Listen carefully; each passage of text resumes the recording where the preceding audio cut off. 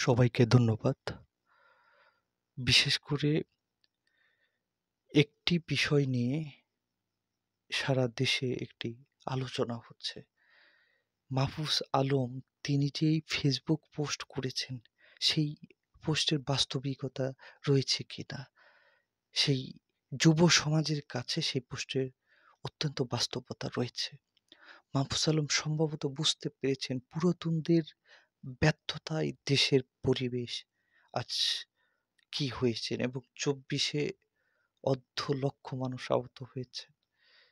২,০০০-এর অধিক মানুষ নিহত হয়েছেন। এই বিষয়টা স্পষ্ট হয় বিভিন্নভাবে। কারণ এখনো বিভিন্ন জায়গায় আপনারা গণকবর দেখতে পাচ্ছেন। ছাত্র নেতৃবৃন্দরা গণকবর উদ্ঘাটন করছেন। সেটা আপনারা জানেন এবং ই অত্যন্ত উদ্বেগের কথা যারা গণহত্যা চালিয়েছেন, যারা বিডিএর বিদ্রোহর নামে ৫৭ জন যোগ্য সেনা কর্মকর্তাকে হত্যা করছেন দেশপ্রেমিক এবং সাধারণ ছাত্র অর্থাৎ ৫ই মে ১৩ সালের ৫ই মেতে সাধারণ ছাত্রদের উপর মাদ্রাসার শিক্ষার্থীদের উপর কিভাবে গণহত্যা চালিয়েছেন দেশের ক্ষমতার মসনদে টিকে থাকবার জন্য শেখ হাসিনা এবং জুলাই আগস্টের গণহত্যা তিনি ২,০০০-এর অধিক মানুষকে গণহত্যায় নিহত হয়েছে। গণহত্যা চালিয়েছেন কে? আওয়ামী লীগ সরকার। অর্থাৎ আওয়ামী লীগ সরকারের সঙ্গে ১৪ দল যারা ছিল তারাও কিন্তু আওয়ামী লীগ সরকারের সঙ্গে যুক্ত রয়েছেন। এই গণহত্যার অংশীদার ১৪ দলের যারা আছেন তারাও এবং আওয়ামী লীগ তো বিশেষ করে রয়েইছেন। দেশের মানুষ এর রসানলে আওয়ামী লীগ এখন রয়েছে। দেশের মানুষ তাকে চাচ্ছেন না এবং জামাত এর আমির তিনি যুক্তরাজ্যের একটি প্রোগ্রামে গিয়ে তিনি বলেছেন যে বারবার আওয়ামী লীগকে ফ্যাসিস্ট বলতে আমি পছন্দ করছি না। কিংবা তিনার বক্তব্যে এটা কিভাবে ফুটে উঠেছে যে আওয়ামী লীগ তোষণ কিংবা আওয়ামী লীগের প্রতি একটি প্রেমের ভালোবাসার একটি রাজনীতি। আওয়ামী লীগ তাদেরকে ধ্বংস করেছেন। তাদের সমস্ত কিছু শেষ করে দেওয়ার উপক্রমে ছিলেন এবং তাদেরকে নিষিদ্ধ করেছিলেন।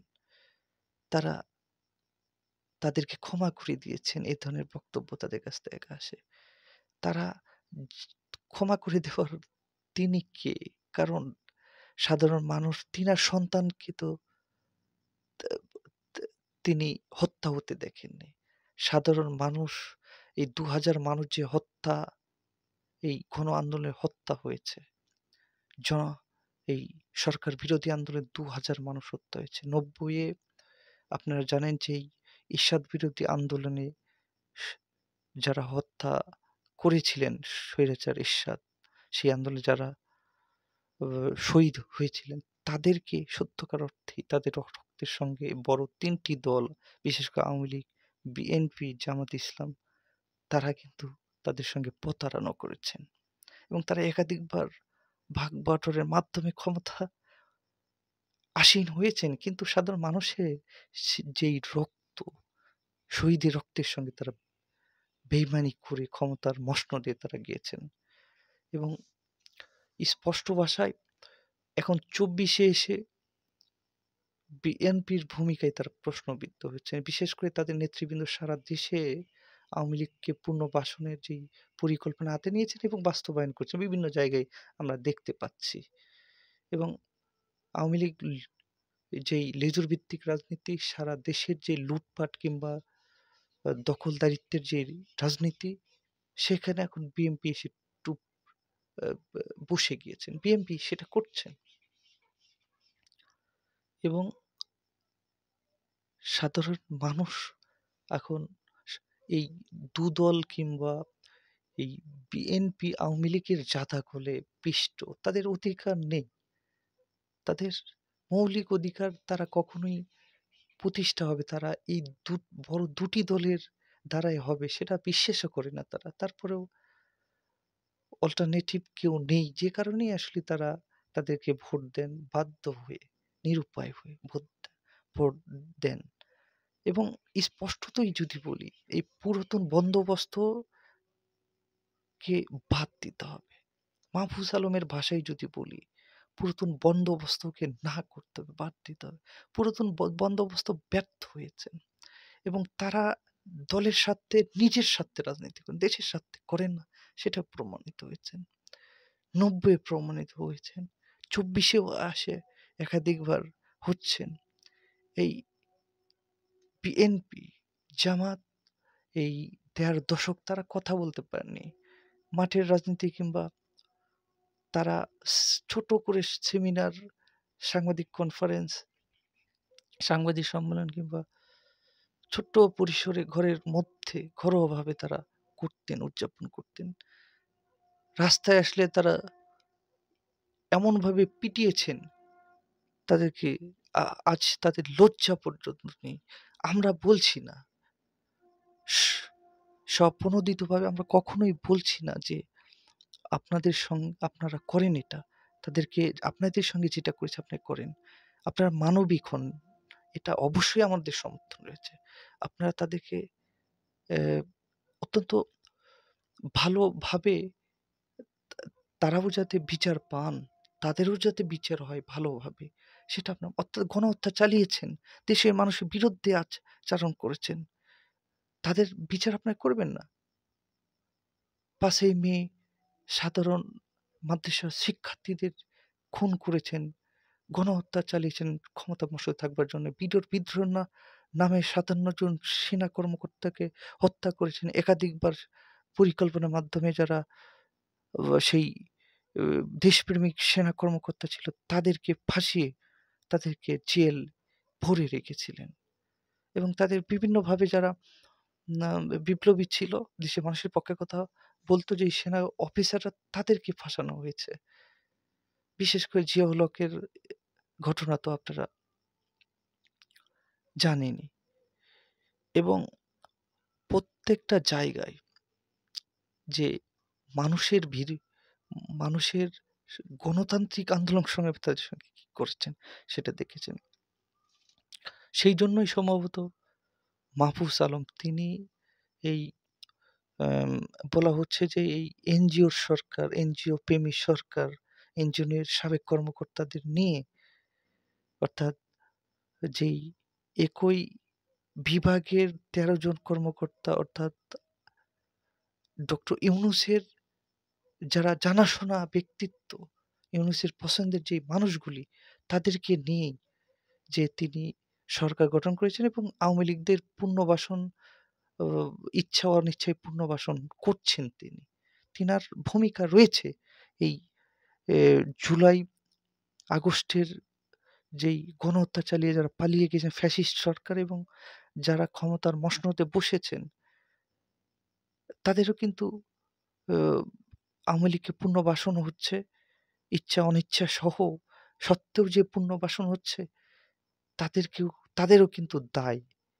কিছু স কাল পরে এই আপনারা দেখবেন যে ডক্টর ইউনূসও এই গণহত্যা যে চালিয়েছিলেন আওয়ামী লীগ, কিংবা দেশের মানুষের যেই বিপ্লব, সেই বিপ্লবের স্বাদ অনেকটা আম নস্যাৎ হয়ে গিয়েছে এই সরকার, এই অন্তর্বর্তীকালীন সরকারের কারণেই।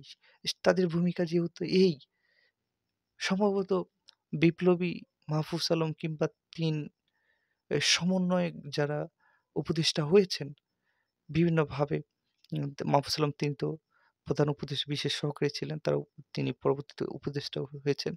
তিনাদের ভেতরে সম্ভবত শুভবুদ্ধির উদয় হচ্ছেন। তিনারা সম্ভবত ভাবছেন যে জামাতে ইসলামের যে বক্তব্য, তিনি আওয়ামী লীগ প্রীতির কথা তিনার মুখে শোনা যাচ্ছে বরাবরই এবং বিভিন্নভাবে সাধারণ ছাত্র জনতার বিপ্লব কিংবা সাধারণ মানুষের কাঙ্ক্ষিত যেই এ বিষয়গুলি তারা ফ্যাসিস্ট সরকারকে হটিয়ে যেই দেশের মানুষের আইন প্রতিষ্ঠা করা কিংবা দেশের মানুষের আকাঙ্ক্ষাই রাষ্ট্র পরিচালনা, সেই জায়গায় ব্যর্থ যেহেতু সরকার হচ্ছেন, সেই জায়গায় সম্ভবত তিনাদের শুভবুদ্ধির উদয় হয়েছেন। সেই জায়গা থেকেই তিনারা দেখছেন যে বিভিন্ন জায়গায় বিএনপির সারা দেশে আওয়ামী লীগের নেতৃবৃন্দদের পুনর্বাসনের যে পরিকল্পনা কিংবা আওয়ামী লীগের লুটপাটের জায়গা বিএনপি দখল করার মধ্য দিয়ে বিএনপির এ সর্বোচ্চ নেতৃবৃন্দ ও জনাব চুপ্পু রাষ্ট্রপতি তার অপসারণের এর এ বিরুদ্ধে যখন থাকেন এবং বিভিন্ন দাবি-দাওয়া, বিশেষ করে আমরা জানি ঢাকা বিশ্ববিদ্যালয়ে ছাত্রদলের কর্তৃত্ব ও সেটা আ ছাত্রলীগের মতো যখন আ কিছুটা নজরে আসছিল, কিছুটা দেখছিল, সেই বৈষম্যবিরোধী ছাত্র আন্দোলন সে বিষয়ে প্রতিবাদ করেছিল।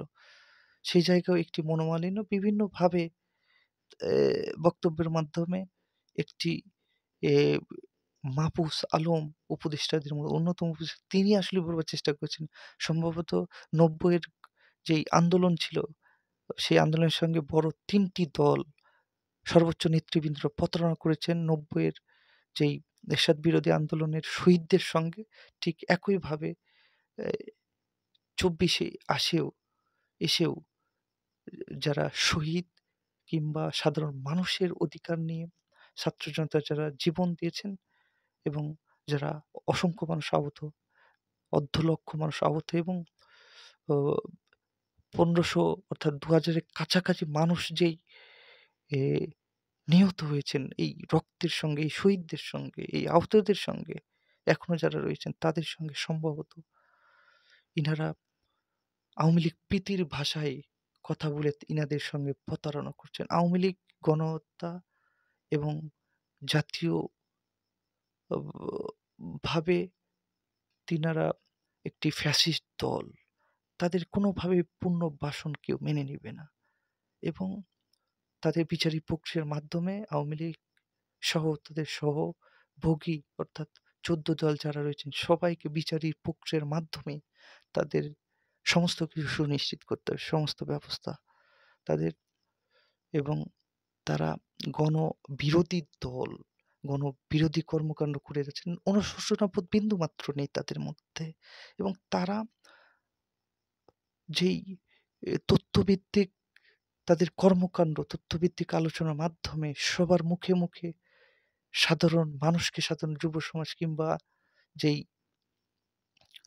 আগামীর যুবক যারা আ নবীন প্রবীণদের সংমিশ্রণে তথ্য প্রবাহের এবং তথ্যভিত্তিক আলোচনার মাধ্যমে এই ১৪ দল সহ আওয়ামী লীগ সহ ১৪ দল এই ফ্যাসিস্ট কিংবা গণহত্যার অন্যতম সহকারী কিংবা গণহত্যার পৃষ্ঠপোষক, গণহত্যার মূল হোতা সবাইকে জনসম্মুখে উন্মোচন করতে হবে। এরা গণবিরোধী ব্যক্তিত্ব, এরা গণবিরোধী দল, এরা গণবিরোধী। এদের বিচার নিশ্চিত করতে হবে এবং এদের সম্পর্কে তথ্যভিত্তিক আলোচনার মাধ্যমে সমস্ত মানুষকে জানাতে হবে। সবাইকে ধন্যবাদ। আগামী অনুষ্ঠান দেখবার আমন্ত্রণ জানাচ্ছি।